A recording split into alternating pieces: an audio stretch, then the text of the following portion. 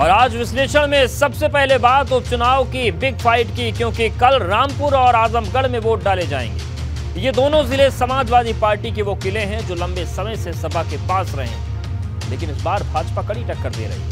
जहां सबसे बड़ी लड़ाई आजमगढ़ में है, इसे जीतने के लिए भाजपा और बसपा दोनों अलग अलग मोर्चों से सपा को चुनौती दे रहे हैं। अब सभी की निगाहें धर्मेंद्र यादव पर हैं कि वो अखिलेश यादव की इस विरासत को बचा पाते हैं या नहीं।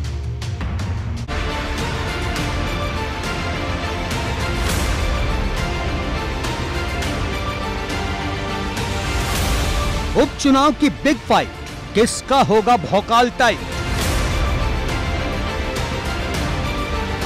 सैफई परिवार की विरासत 22 में 24 की आहट। साइकिल का लाल किला जो एक दशक से नहीं हिला। प्रचार के बाद जंग की बाजी, वोट की कसौटी पर कौन पड़ेगा भारी?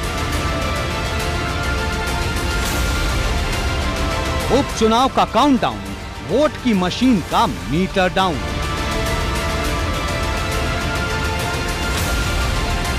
इसका दावा मजबूत, 26 जून को मिलेगा सबूत। विधानसभा चुनाव की जंग के बाद अब सबकी नजर उपचुनाव की अग्नि परीक्षा पर है। कहने के लिए आजमगढ़ और रामपुर दो जिले हैं, पर जानकार इसमें 24 का अक्स देख रहे हैं। और सबसे ज्यादा चर्चा उस आजमगढ़ की है जहां एक दशक से समाजवादी पार्टी का एक छत्र राज रहा है।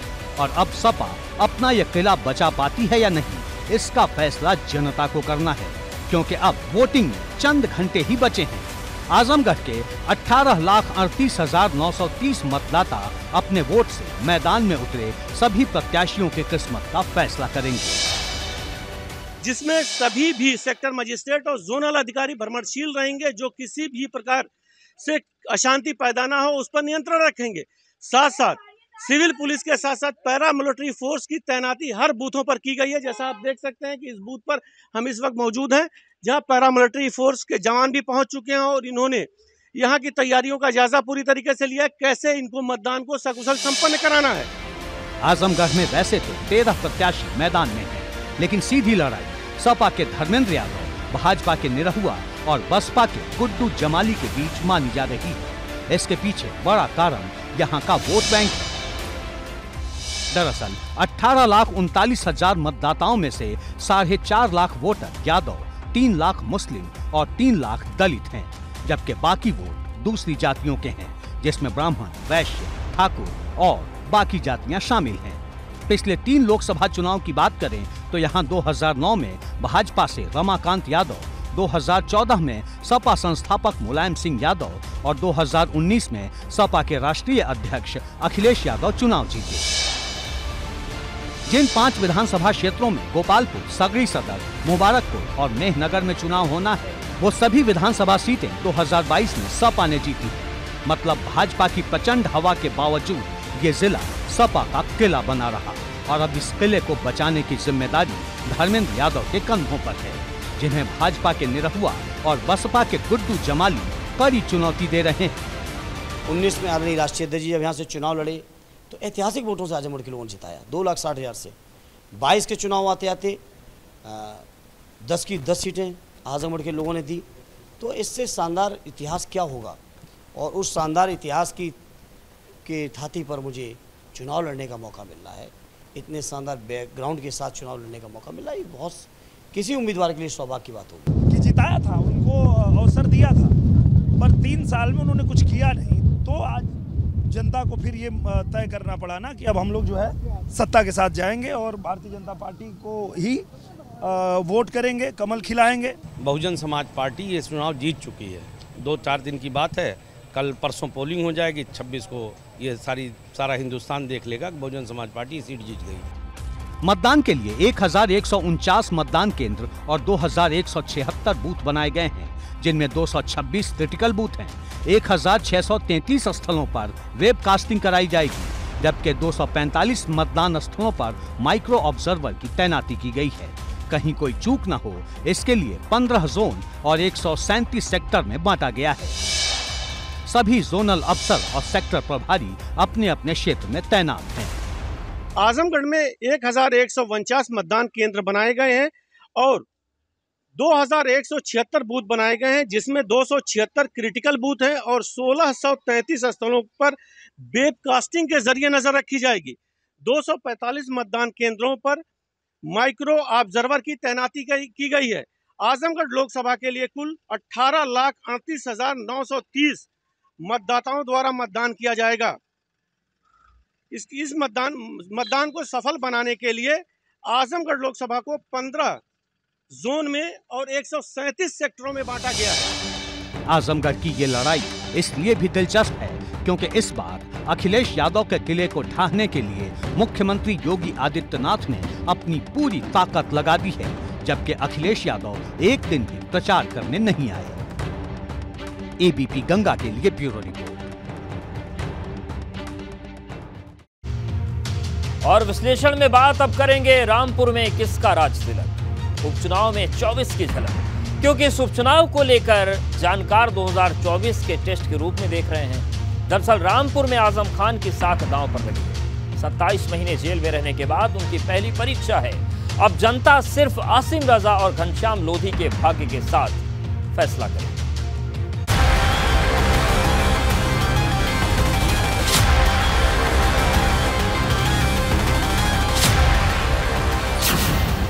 रामपुर में किसका होगा राज तिलक, उपचुनाव में 24 की झलक।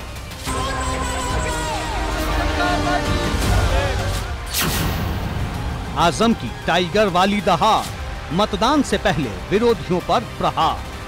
Tiger is back.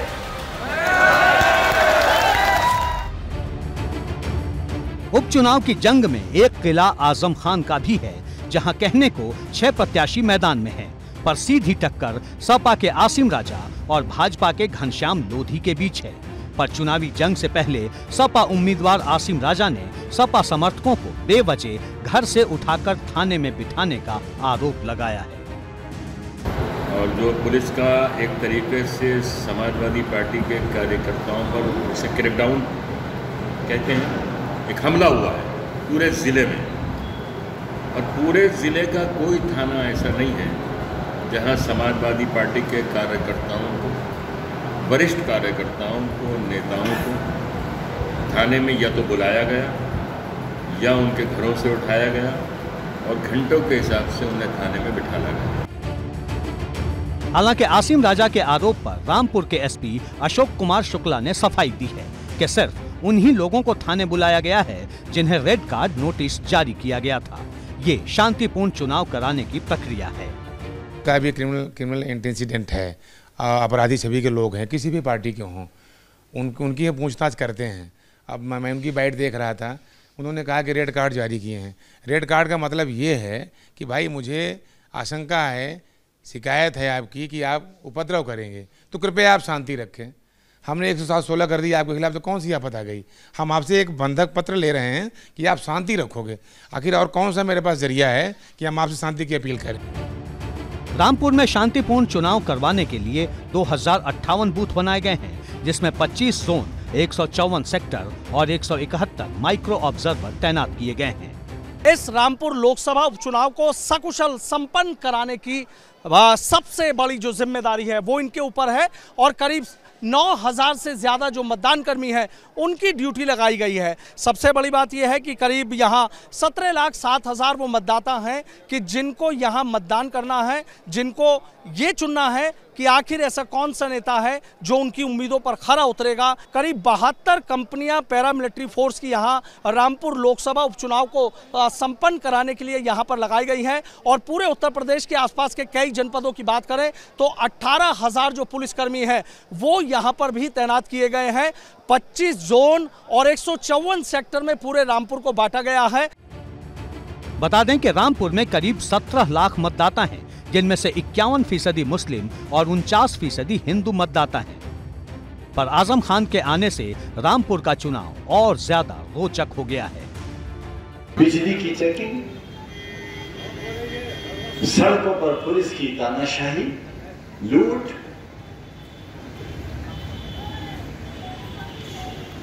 सब कुछ कम होगा, रुकेगा भी इंशाल्लाह। बहुत कुछ कम भी हुआ मेरे आने के बाद, और कम होगा।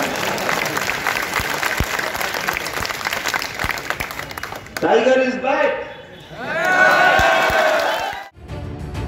दरअसल 27 महीने जेल में रहने के बाद ये आजम खान की भी परीक्षा है, जिसे पास करने के लिए आजम खान की पूरी फैमिली ने अपनी ताकत लगा रखी है। मतलब रामपुर में सिर्फ आसिम राजा और घनश्याम लोधी के भाग्य का ही फैसला नहीं होना है, आजम खान का भी होना है। एबीपी गंगा के लिए ब्यूरो रिपोर्ट। और अब बात करेंगे रायसीना के मैथमेटिक्स की, क्योंकि सत्ता पक्ष और विपक्ष दोनों ने अपने अपने उम्मीदवार का ऐलान कर दिया।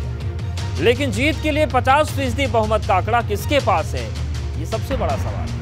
क्योंकि संख्या बल में सत्ता पक्ष मजबूत नजर आ रहा है, लेकिन बहुमत से वो भी दूर है।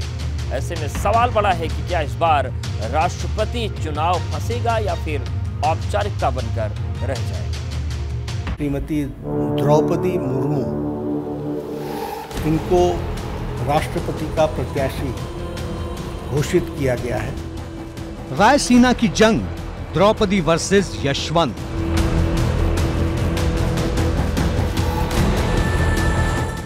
किसका पलड़ा भारी, सबकी अपनी अपनी दावेदारी। देश के सबसे बड़े चुनाव के लिए सत्ता पक्ष और विपक्ष दोनों ने अपना अपना उम्मीदवार घोषित कर दिया है। एनडीए ने द्रौपदी मुर्मू पर दांव चला है, जबकि विपक्ष ने पूर्व वित्त मंत्री यशवंत सिन्हा को मैदान में उतारा है। आदिवासी ट्राइबल प्रत्याशी राष्ट्रपति के रूप में नहीं आया है, इसलिए हमें ट्राइबल पर, और पहली बार कोई ट्राइबल को भारतीय एनडीए की तरफ से हम कैंडिडेट बना सकेंगे, ऐसा संसदीय बोर्ड, पार्लियामेंट्री बोर्ड का मत था। और इसलिए श्रीमती द्रौपदी मुर्मू, इनको राष्ट्रपति का प्रत्याशी घोषित किया गया है। सभी अपोजिशन पार्टी मिलके एक ही उम्मीदवार को यूनानिमसली उनको फाइनल किया है। यशवंत सिन्हा जी का नाम आगे आया। और अब बात उस वायरस का जो पीछा नहीं छोड़ रहा, हर बार एक नया रूप धर कर लौट आता है, क्योंकि फिर से एक बार कोरोना की रफ्तार बढ़ने लगी है और इस बार ये रफ्तार 7 गुना तेज है, जिसे देखकर यूपी के हेल्थ सिस्टम का माथा ठनक गया है। और ठनके बिना, क्योंकि दूसरी लहर में जिस तरीके की मुश्किलों का दौर देश ने देखा है, उत्तर प्रदेश ने देखा है, उसके बाद इसलिए सतर्क होना जरूरी हो गया है, क्योंकि जानकारी मिल रही है कि इस बार कोरोना रफ्तार बढ़ा रहा है, लेकिन इस बार ये रफ्तार पहले से 7 गुना तेज है। आप अंदाजा लगा सकते हैं कि यहाँ पर अगर थोड़ी सी लापरवाही हुई तो हमारे लिए, आपके लिए और हेल्थ सिस्टम के लिए कितनी बड़ी चुनौती खड़ी हो सकती है।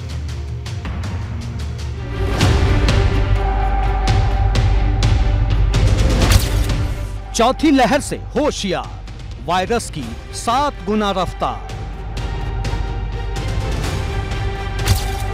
पहले मची थी तबाही, तारीखों में दर्ज है गवाही।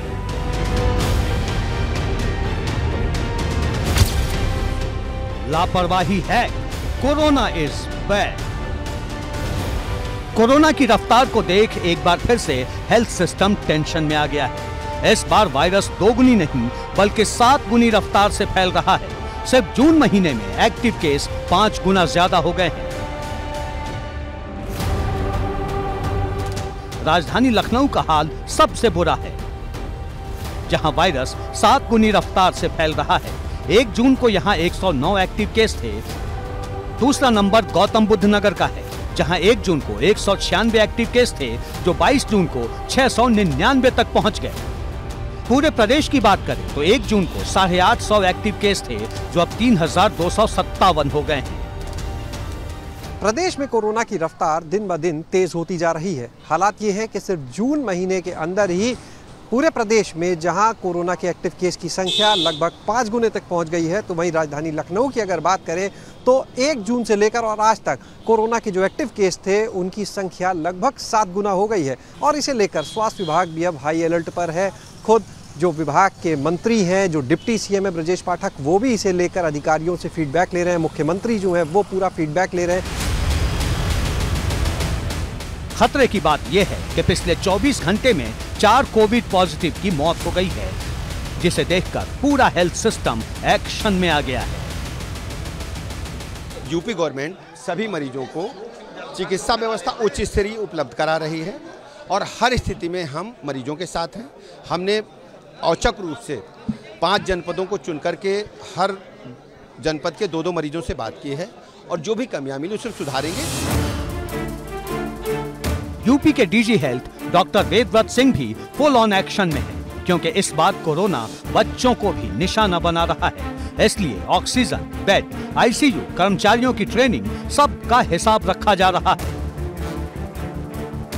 18 तारीख को हमारी पूरी नोडल ऑफिसर, ज्वाइंट डायरेक्टर्स पूरे प्रदेश में गए थे और जितने भी जैसे सेकेंड वेव में जो दिक्कतें आई थी, जैसे ऑक्सीजन की उपलब्धता है, बेड्स है, आईसीयू बेड्स है, हमारे जो कर्मी हैं उनकी ट्रेनिंग, सबका उन्होंने स्थलीय जाके निरीक्षण किया है और कैपेसिटी बिल्डिंग करी है, दवाइयों की उपलब्धता देखी है और हम लोग उसी पुराने स्टैंड पे चल रहे हैं, टेस्टिंग, ट्रैकिंग, ट्रीटमेंट और कोविड अप्रूव्ड बिहेवियर पे। और जैसे हम लोगों ने पहले भी इसको कंट्रोल किया है, जो बढ़ रहे हैं इस पर भी कंट्रोल करेंगे हम। दरअसल लोगों की लापरवाही भारी पड़ रही है। पहली, दूसरी और तीसरी लहर में भी यही हुआ था। लोगों ने मास्क लगाना और 2 गज की दूरी का पालन करना बंद कर दिया था, इसलिए हालात आउट ऑफ कंट्रोल हो गए। फिर से मास्क और 2 गज की दूरी के पालन को जिंदगी का हिस्सा बना लें, क्योंकि इस बार अगर चूक हुई तो सच में अनर्थ हो जाएगा। एबीपी गंगा के लिए ब्यूरो रिपोर्ट। और अब बात बुलडोजर की, क्योंकि सपा सांसद शफीकुर रहमान बर्क ने फिर एक बार ऐसा बयान दिया जिससे सूबे का सियासी पारा चढ़ गया। बर्क ने कहा कि बुलडोजर सिर्फ मुसलमानों पर चल रहा है। अब बर्क का ये बयान ऐसे समय में आया है जब सूबे की योगी सरकार ने सुप्रीम कोर्ट ने बुलडोजर की कार्रवाई को सही बताया।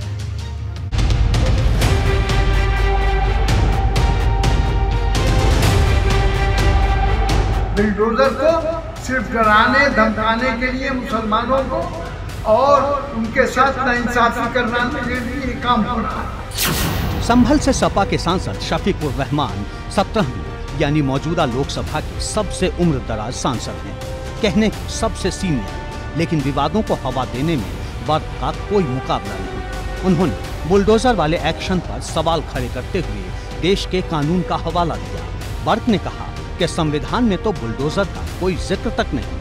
उन्होंने कहा कि यूपी में न सिर्फ मुसलमानों पर बुलडोजर चल रहा है, बल्कि गोलियों का उन्हें निशाना भी बनाया जा रहा है। यहाँ तक के उनके गोलियों का भी निशाना बने और उनके मकानों को बड़ी बड़ी मंजिलों को भी जमीन दोज कर दिया गया और बुलडोजर चला दिया गया ऊपर। आज कुदरती तौर पर ये हालात जो पैदा हो गए हैं इस वक्त, तो क्या वो हमारे जो चीफ मिनिस्टर हैं योगी जी, क्या वो बुलडोजर का इस्तेमाल सब पर करेंगे?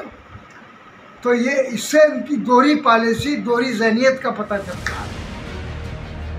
बुलडोजर पर ऐसी सियासी भिड़ंत तब चर्चा में है जब यूपी की योगी सरकार ने सुप्रीम कोर्ट में एफिडेविट देकर बुलडोजर एक्शन को सही ठहराया है। यूपी सरकार ने सुप्रीम कोर्ट में एफिडेविट देकर कहा है कि जो भी एक्शन हुआ वो नियमों के मुताबिक हुआ। राज्य सरकार ने जमीयत उलेमाए हिंद की तरफ से दायर याचिका में लगाए गए आरोपों को गलत और बेबुनियाद बताया है। उत्तर प्रदेश सरकार ने साफ तौर पे कहा है कि उत्तर प्रदेश में जो भी बुलडोजर की कार्यवाही हो रही है वो पूरी तरीके से कानून सम्मत हो रही है और किसी भी ऐसे व्यक्ति ने सुप्रीम कोर्ट या हाई कोर्ट का दरवाजा नहीं खटखटाया है जिसका घर या जिसकी संपत्ति पर बुलडोजर चला हो। लिहाजा जमीयत उलेमा हिंद की याचिका को खारिज कर दिया जाना चाहिए। इस बीच प्रयागराज हिंसा के मास्टरमाइंड जावेद मोहम्मद उर्फ जावेद पंप की पत्नी ने हाई कोर्ट में याचिका दाखिल की है। इसमें जावेद की पत्नी परवीन फातिमा ने सरकारी बुलडोजरों के जरिए मनमाने तरीके से अपना मकान गिराए जाने का आरोप लगाया है। सरकारी अमले ने हिंसा के मास्टरमाइंड बताए जा रहे जिस जावेद मोहम्मद उर्फ जावेद पंप के मकान को बुलडोजरों के जरिए जमींदोज किया था, उसकी पत्नी ने इलाहाबाद हाई कोर्ट में एक याचिका दाखिल की है। याचिका में कहा गया है कि जो मकान गिराया गया वो जावेद पंप के नहीं बल्कि उसकी पत्नी परवीन फातिमा के नाम था, यानी मकान किसी और के नाम और नोटिस किसी और के नाम जारी किया गया था। याचिका में यह भी कहा गया है कि सरकार को चाहिए कि अब वो इस मकान को दोबारा जावेद पंप के परिवार वालों को बनवा करके दे। जावेद पंप की पत्नी ने अदालत से मामले पर फौरन सुनवाई की अपील की। साफ है कि बुलडोजर वाले एक्शन पर बात निकली है तो अब दूर तलक जाएगी। एबीपी गंगा के लिए ब्यूरो रिपोर्ट।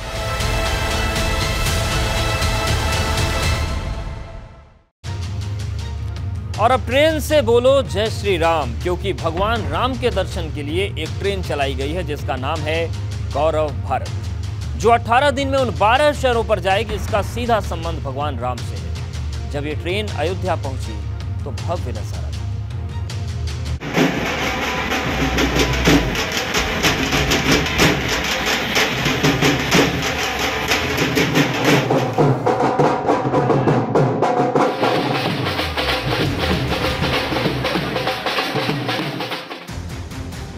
कला संस्कृति की पहचान, भारत के गौरव का सम्मान।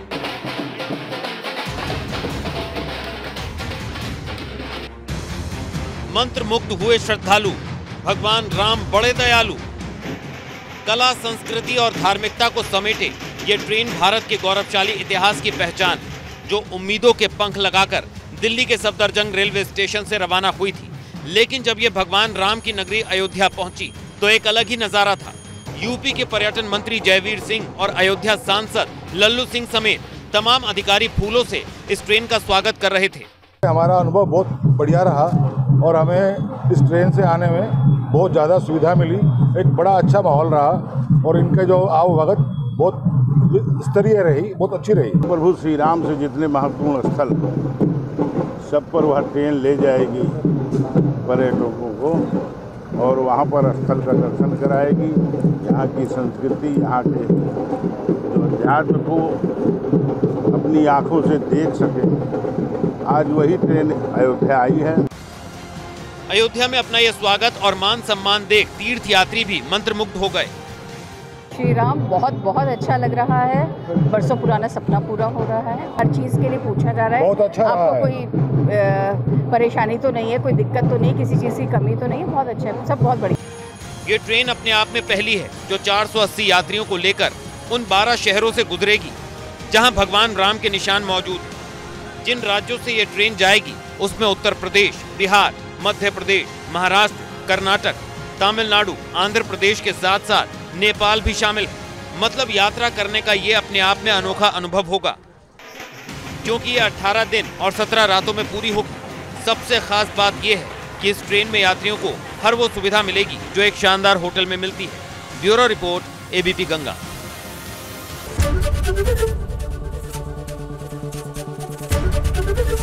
एबीपी गंगा, खबर आपकी, जुबान आपकी।